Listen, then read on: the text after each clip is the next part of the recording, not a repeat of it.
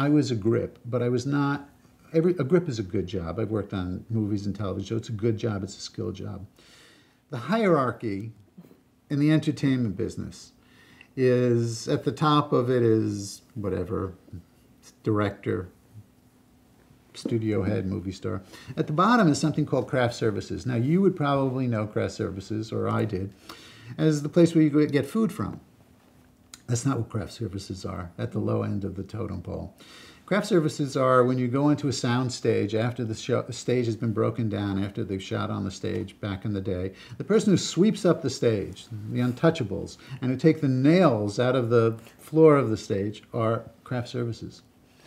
And the next level up are what's called grips, but they're not show grips. They're not gaffers and people who know how to build stuff.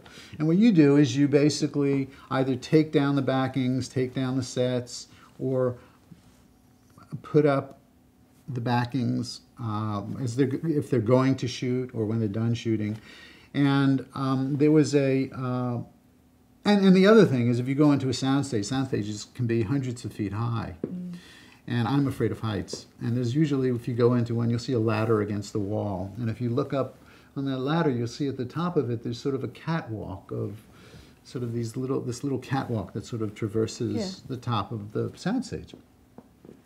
Well, the reason for that catwalk, although this has changed since the 70s, so it used to be that what you would do is if you had a set, let's say the set is the hotel room, and now, of course, you have a light over there and there's a light over there, but they used to basically hang lights, not even from the walls of the set. What they used to do is they used to create, let's say it's a rectangle, they would create, let's say 5 or 10 feet above this, another rectangle of sort of a catwalk. Right. And from that rectangle, which is about, if this is 15 feet high, say 20 or 25 feet high, they would hang the lights. Well, how do you create that rectangle? Well, you climb up this ladder, and at the top of the ladder, they have what they're called permanents, which are 2x12 wooden, a grid of 2x12 wooden things at the top of it, and they crisscross it. And what happens is, and they're 4 feet apart. So you have a 2x12 there and a 2x12 here. One guy walks out on the 2x12 here, and one guy walks out on the 2x12 there, and each guy puts a grappling hook on it and suspends a chain down to the floor. And at the bottom of the floor, there's a guy who attaches one end of that grappling hook to what they called a bed, which is a piece of something that creates a floor that you could walk on. It's like maybe it's 2 feet wide or 3 feet wide by 4 feet wide, and you so one guy pulls it up, and the other guy pulls it up, and what they do is at a certain height, and then they secure it. And then they do another one. And so you eventually create this rectangle that, the cinematographer, these guys could walk around and could hang the lights from.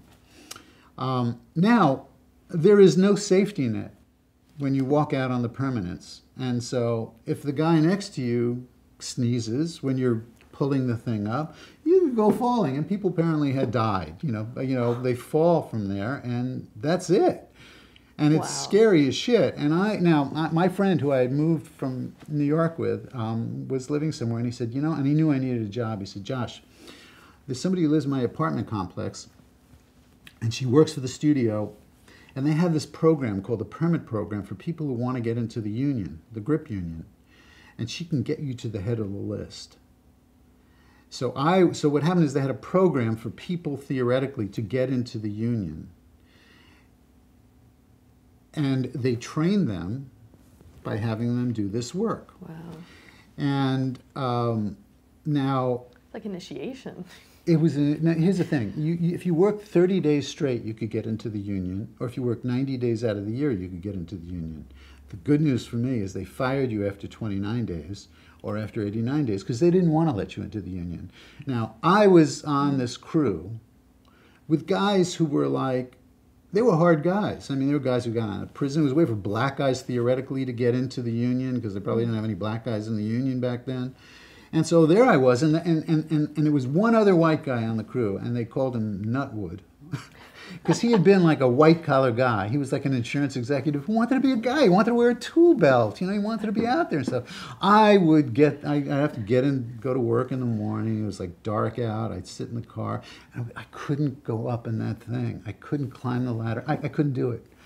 So, and the guy who was the boss of the crew, Red, and he would go out there and he'd smoke a cigarette walking on these permanents, you know, like, he just, you know, with his hands in his pockets, you know, and it was like, they were like hard guys. And he knew that I couldn't do it. And they didn't torture me the way they tortured Nutwood. You know, they'd say, hey, Nutwood, we need some grip wax. And he'd go, oh, I'm on it, boss. And he'd run out and they'd start laughing. Go, what's so funny? He goes, no such thing as grip wax. You know, they would torture him.